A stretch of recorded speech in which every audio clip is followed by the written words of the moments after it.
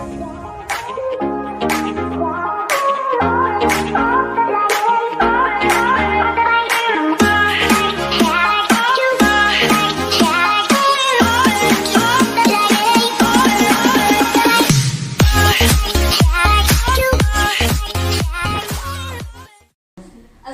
warahmatullahi wabarakatuh. Waalaikumsalam warahmatullahi wabarakatuh. Jadi sekarang kita akan mempelajari salah satu model pembelajaran tipe pembelajaran kooperatif, yaitu teknik jigsaw.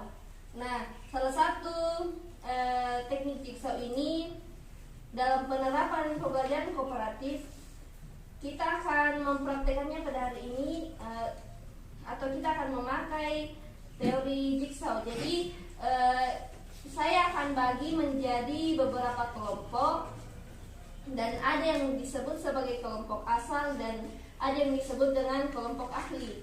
Ya, saya bagi kelompok. Dari kelompok 1 itu Yusril, Fandi dan Farhan. Kelompok 2 Yerma, Yudi dan Firman. Dan kelompok 3 Siti, Ilham dan Saiful. Kelompok yang saya bagi tadi itu yang disebut dengan kelompok asal atau kelompok jigsaw. Nah, sekarang saya akan membagi lagi yang namanya kelompok ahli, itu dari berbagai kelompok, dan sebelumnya saya akan berikan kalian penanda untuk kelompoknya masing-masing.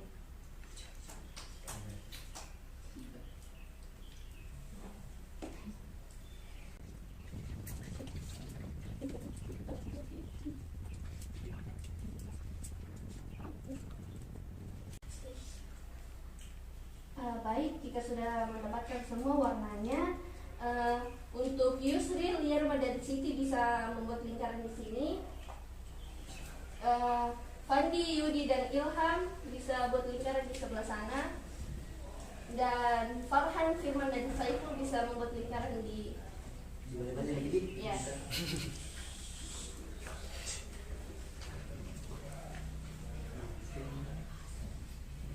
Nah, jadi di sini saya akan memberikan 3 materi untuk dipakai berdiskusi.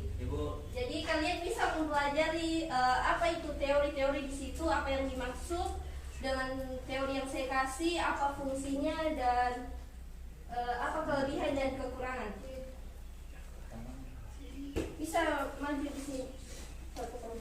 Ya.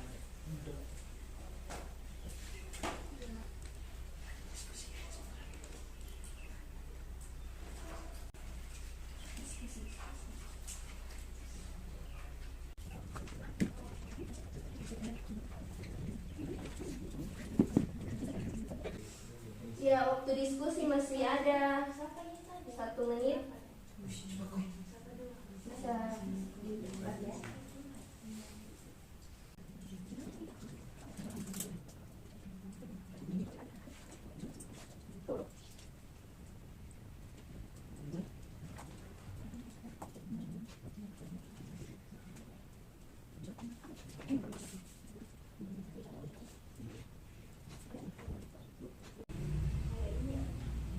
Baik, waktu sudah habis dan teman-teman bisa kembali ke kelompok yang asal tadi.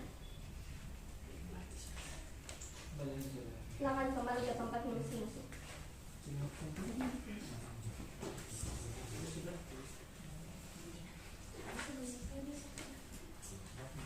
Karena kalian sudah mempelajari 3 materi di sini, jadi dari ketiga kelompok tadi itu kan berbeda-beda. Saya kembalikan di kelompok yang ahli. Jadi saya kasih kembali ke kelompok awal. Kalian akan berdiskusi kembali apa yang kalian dapat di kelompoknya kalian tadi. Dan nanti saya akan memberikan beberapa pertanyaan untuk dijawab mengenai apakah memang dipahami materi yang didiskusikan tadi.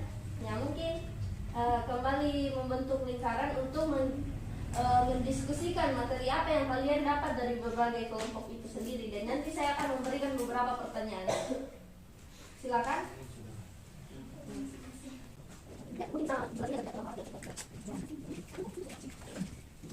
Ya, silakan diskusi materi-materi apa yang didapatkan di kelompok lain tadi.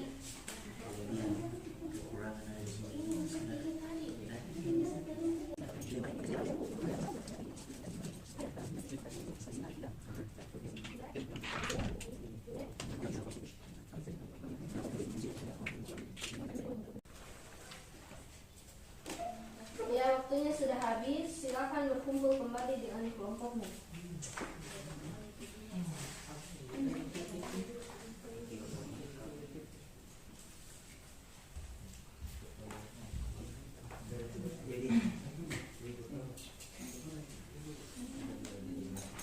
Oke, baik. Jadi teman-teman sudah berdiskusi mengenai materi yang saya berikan tentang teori behavioristik, teori kognitif, dan teori humanistik. Di sini saya akan melemparkan 3 pertanyaan dan mungkin dari setiap kelompok bisa menjawab dari ketiga pertanyaan itu. Jadi adakah yang tahu dan adakah yang bisa sebutkan satu kelebihan dan kelemahan dari teori behavioristik? Bu. Ya, dipersilakan. Ya, kelebihan teori behavioristik adalah salah satunya guru tidak banyak memberikan ceramah sehingga murid dibiasakan belajar sendiri. Adapun kekurangannya yaitu proses belajar berlangsung secara teoritis. Ya, baik, betul sekali. Itu adalah salah satu kelebihan dan kelemahan dari teori behavioristik.